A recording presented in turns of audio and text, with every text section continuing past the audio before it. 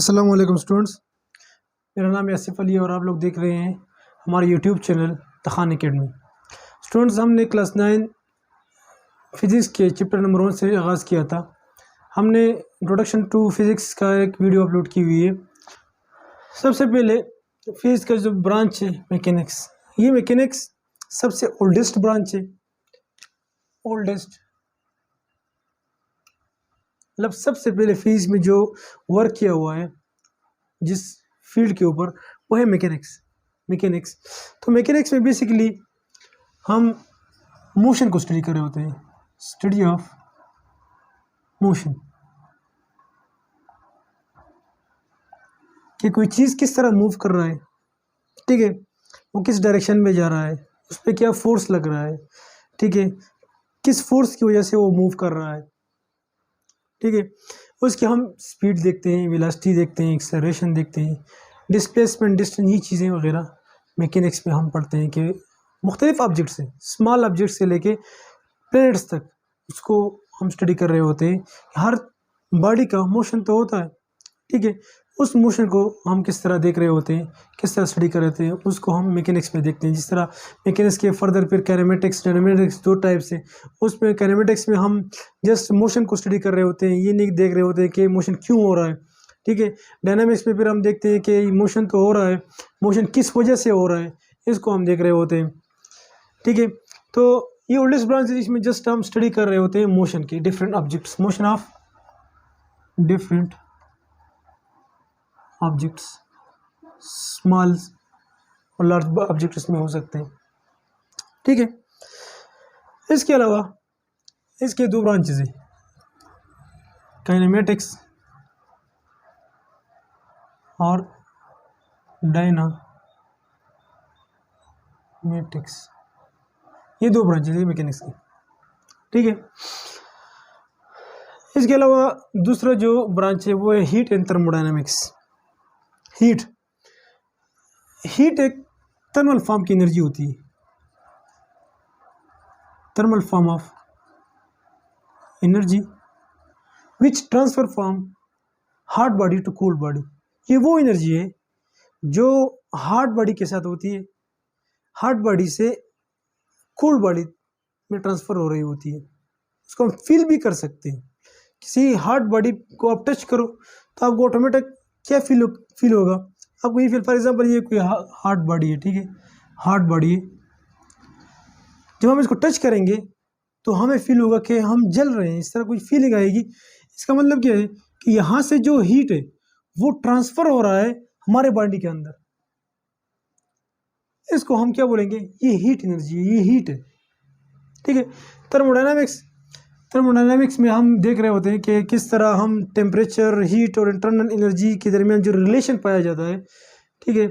उसके अंदर फिर first law of thermodynamics, second law of thermodynamics, किस तरह हम किसी सिस्टम से वर्क ले सकते हैं, किस तरह सिस्टम पे वर्क कर सकते हैं, एनर्जी को हम किस तरह रिलेट कर रहे होते हैं टेम्परेचर के साथ, इंटरनल एनर्जी के साथ, ये सारी चीज़ें हम थर्मोडायनामिक्स में पढ़ेंगे। टेम्परेचर, इंटरनल एनर्जी, टेम्परेचर क्या है, टेम्परेचर हमें ये बताता है कि ये जो बॉडी हमने ड्रा की हुई थी इसमें कितना हॉटनेस है या कोई बॉडी कितना कूल्ड है। जब हम हीट को स्टडी कर रहे होते हैं फिर हम उस बॉडी को फर्दर क्लासिफाई करने के उसकी, इसके अंदर हार्डनेस कितना है, इसके अंदर कोल्डनेस कितना है, इसको हम फिर बोलेंगे टेम्परेचर। तो ये सारी चीज़ें जो आप स्टडी करोगे हीट एंड थर्मोडायनामिक्स के अंदर, ये क्लास 9 का लास्ट चैप्टर है, फर्स्ट ईयर का भी लास्ट चैप्टर है थर्मोडायनामिक्स, उसमें हम फर्दर इसको डिटेल से स्टडी करेंगे। इसके बाद है ऑप्टिक्स। ऑप्टिक्स में असल में हम क्या स्टडी कर रहे होते हैं, लाइट की मुख्तलिफ प्रॉपर्टीज़ को हम स्टडी कर रहे होते हैं। Study of light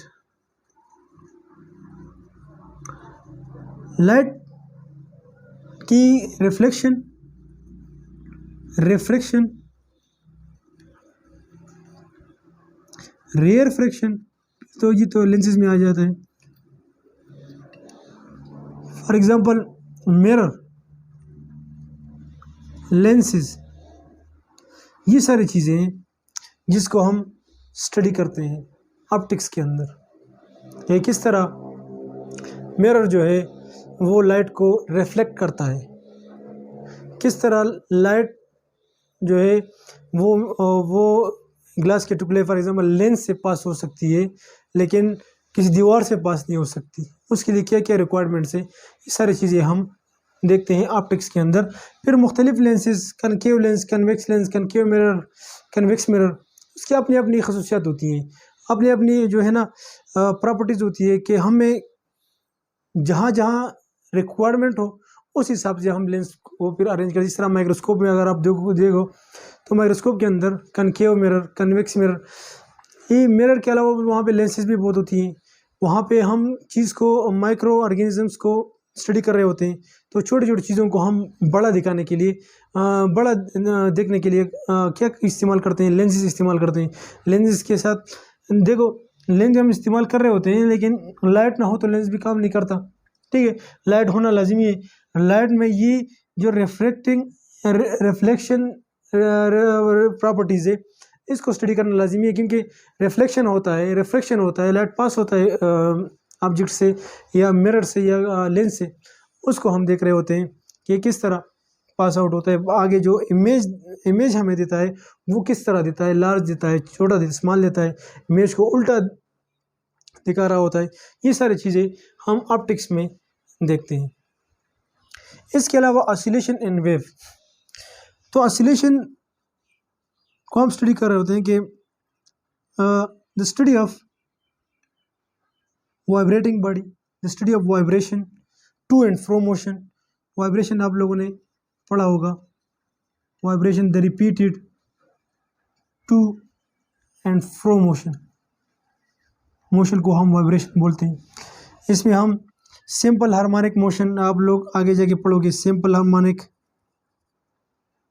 harmonic motion, ठीक है, इस तरह पेंडुलम आ जाते हैं, सिंपल पेंडुलम, कंपाउंड पेंडुलम, ये सारी चीज़ें ऑसिलेशन में आती है, क्योंकि वो चीज़ वाइब्रेट कर रहा है, ठीक है, उसके ऑसिलेशंस क्या होंगे, वो सिंपल हार्मोनिक मोशन के जो कैरेक्टरिस्टिक्स है उसको फिर हम देख रहे होते हैं कि कोई भी बॉडी सिंपल हार्मोनिक मोशन कर रहा है या नहीं कर रहा, कौन कौन से ऑब्जेक्ट्स हैं या बॉडीज़ हैं वो जो मूव करते हैं तो वो सिंपल हार्मोनिक को फॉलो करते हैं नहीं करता, ठीक है। उसके लिए फर्दर हम वो कंडीशन को अप्लाई करके उसको हम स्टडी कर रहे होते हैं।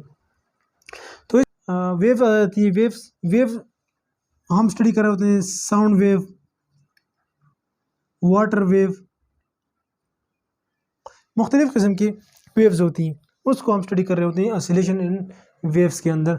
एम्पलीट्यूड और वेव का वेवलेंथ और ये सारी चीज़ें, फ्रीक्वेंसी, सारी इस ऑसिलेशन और वेव्स के चैप्टर्स में हम कवर कर लेते हैं। इसके बाद है electricity and magnetism. Electricity and magnetism, इसमें हम स्टडी कर रहे होते हैं study of charge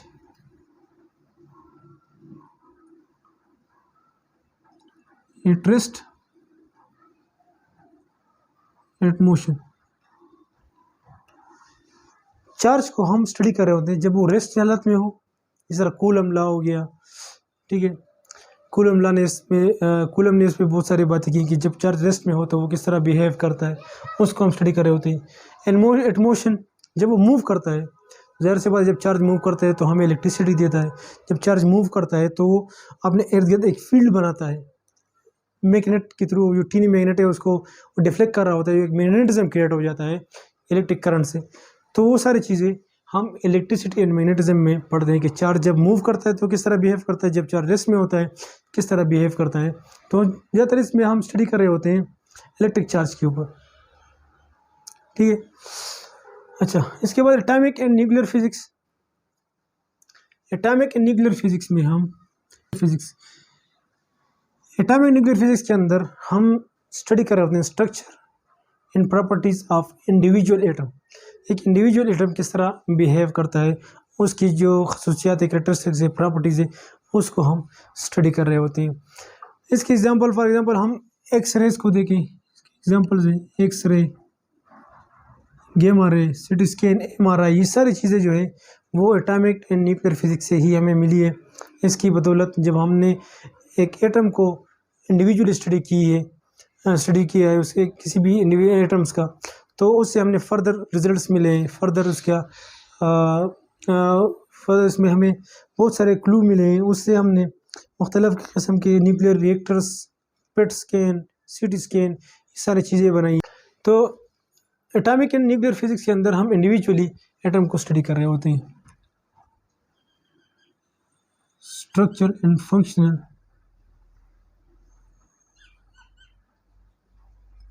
properties of individual atom, इसको हम देख रहे होते हैं।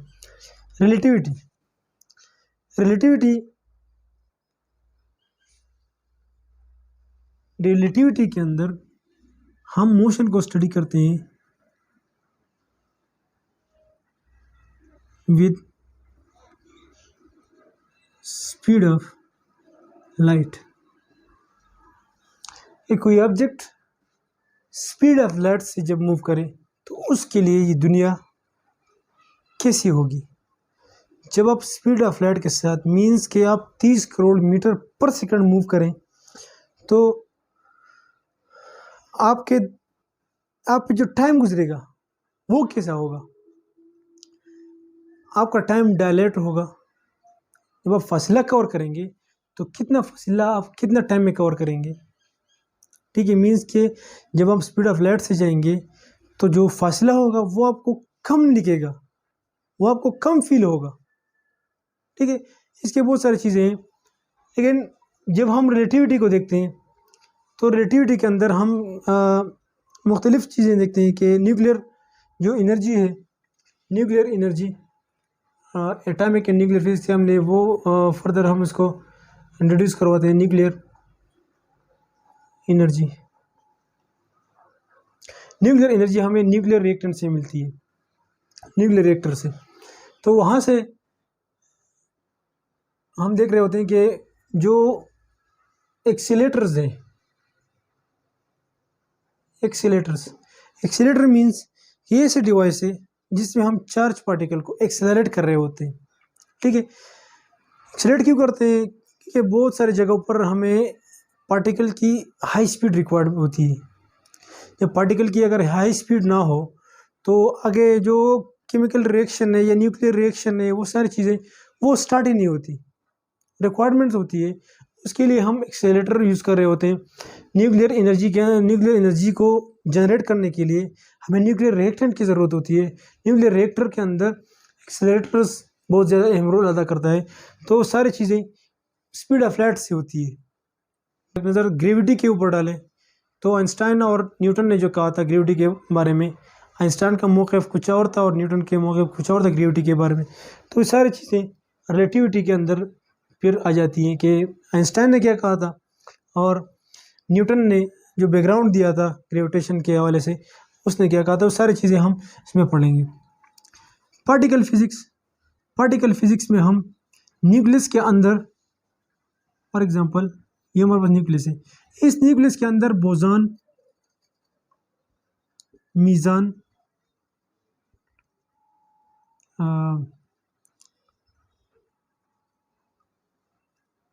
क्वार्क्स जिससे प्रोटॉन न्यूट्रॉन बनते हैं, इन पार्टिकल को स्टडी करने के लिए इसकी स्टडी को हम पार्टिकल फिजिक्स कहते हैं।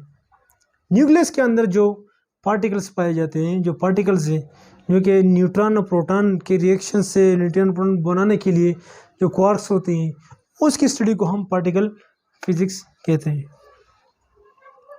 ठीक है। इसके बाद क्वांटम फिजिक्स है। क्वांटम फिजिक्स के अंदर हम एनर्जी को स्टडी कर रहे होते हैं इन discrete form of packet. For example discrete form of packet energy, it discrete